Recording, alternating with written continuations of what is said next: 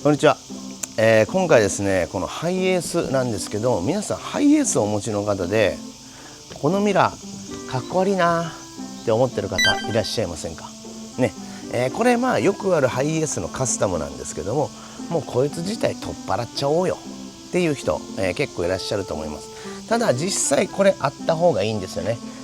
後ろを確認するっていう点では。だけど常時後ろが見えてるとか、そういった状態ではこれいりません。はい、で僕はこれカーテンしてるんですよ。なのでこれ全く意味ないです。ね、ただ、一応ハイエースの型によっては、簡単に外していいものと外したらダメなものがあるので、今回はですねその法律の観点、そしてこれの交換方法、これをねちょっとやっていこうと思います。はい、何型からはこうしないといけないよとかね、そういったものがあるので、まずはちょっと交換していきましょうか。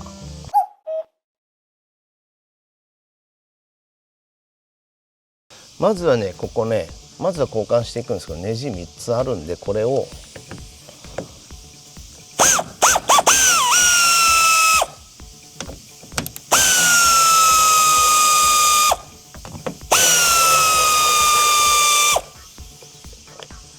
これだけ。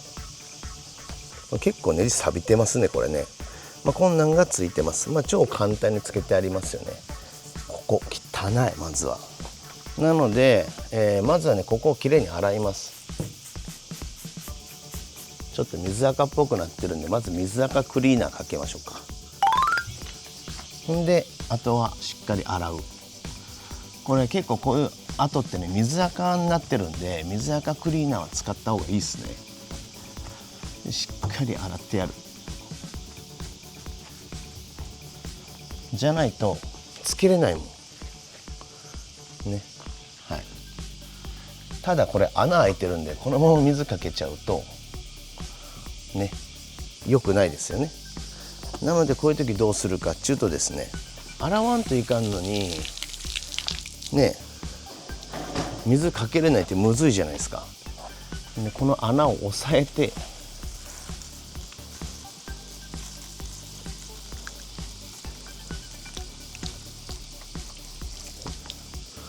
のね、これで OK。 あとはもうしっかり拭いて、で可能なら、脱脂シリコンオフしてあげた方がもっといいです。これねシリコンオフね。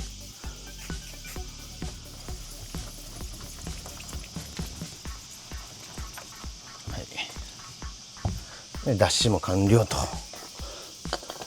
道具があるならエア。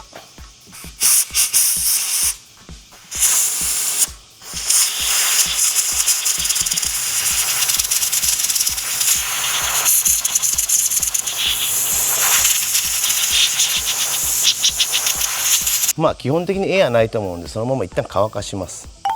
はい、そしてこの状態にしたらですね、こちら、ネットでいろいろ売ってます。あとは自分の車の、カラーに合わせてもう塗装済みのこの部品を買うだけね。めっちゃ楽でしょ。はい、これだけですね。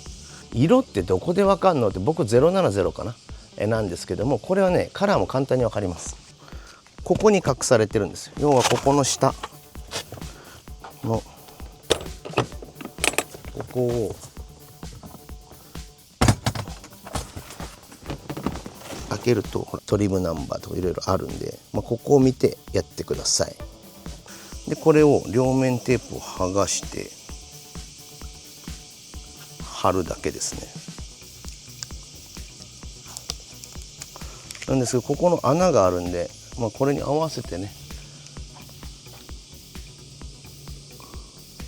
やってあげれば、は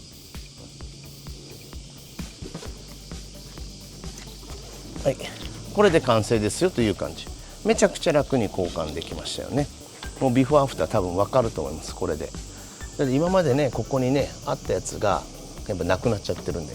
ただこういったね製品結構ねこう反りが悪かったりするんで、つけると今ついてるか、ここちょっと浮いてるね。こうやって浮いてくるんですよ。なので一時ずっと押しとくとか、あとはマスキングテープで、ちょっと補強してあげとくのがいいですね。まあこんな感じでちょっと待っておきますけども、はい、ここでですねどういったことかっていうのをお話ししましょう。これね、僕もね正確に言うためにちょっとね今メモしましたけども、これ新ルールが加わったんですね。今までのルールとはちょっと変わりました。これ今まではですねこのねミラーを外して、これをカバーつけるだけでも問題なく、車検は通ってたんですよ。ただやっぱり危険ですよね。だってルームミラーで見てこのミラーで下を見る、これができなくなるんで、こういった車ね貨物車なんでなかなか難しいよねっていうのがあったんですけど、一応外すことは OK でした。ただですねこれがねバック時の事故を防ぐために法律が変わって、車の後ろの死角ですね 0.3 メートルか 3.5 メートル範囲を確認できる装置が必要になりましたっていう感じなんですよ。なので要は、2024年の令和6年ですね11月以降に製造された車両からはねその装置が義務化されました。なので例えば今その装置ついてないですよってでこれを外しますっていう人はその装置をつけないといけないんですよね。で僕のは5型なので前の型なのでその装置がなくても外しても大丈夫ではあるんだけど、正直こういった車でバックすると危険ですよね。なんで僕はここにカメラ2個つけてますけどもね、これなんでかというと、ここもここもあって、ナビのバックもあるじゃないですか。でここにもカメラついてるんですよ。これで僕は常時映してます後ろを。こういった装置があるかないかです。だから純正で、ルームミラー、がデジタルになってて後ろ映ってるやつありますよね。要はそれをつけてねっていうことなんですよ。なんで要は2024年の11月以降に製造されたハイエースはこれを外すときは代わりにバックカメラとかルームミラーに映るデジタルインナーミラーなどを装着して後ろの死角がないようにしてください。なんでバックカメラこれでも OK っていうことでしょうね。はい、ナビがついてればなんとかなりますよ。だけど基本的にこのルームミラーはやっぱバックするときあった方がいいと思います。なのでこれがない方はですね、つける方がいいかなというところなんです。ちょっと見てみましょうか。要はここですね。これに、こうやってね映像が映ってますけども、要はこうやって、普通だったらこうねミラーで見てるやつがこうやって映ってるかどうかです。あともう一個はこういったナビですね。これもバックしたら映ってるけどこっちのナビの方に映る、こういったものが必要だよっていうことですね。なんで基本的には多分もう今の時代でナビつけてる方が多いし、バックカメラつけてる方がほとんどだと思いますね。だから昔要はほら窓ガラスバーンってこう塗ってあるやつとかあったじゃないですか。あれも一緒ですよね。危ないよってなってるけど、あの時はまだ外しても OK の時代だったから実は通ってたんですよね。はい、だけど今から新しいやつにはこういった機能がないと外せませんっていうのがあります。でもそれがなかったとしても、僕みたいな5型だったとしても外すには外すなりのリスクが伴います。だってある理由があるんだから、そのミラーがある理由があるんで、もし外したいなっていう方はですね、せめてナビがついてないんなら、ああいうカスタムする人は基本ナビとか絶対カスタムしてると思うんだけど、ナビをつけるとかこういったルームインナーミラーですね、はい、っていうのをつけてから、交換していただけたらなと思います。はい、あれをつけたいな外したいなっていう方かなり多いと思うんですね。僕の場合だってさこうやってるからもうそもそもがミラー使ってなかったんですよ。だからインナーミラーとかいっぱいつけてたんですよね。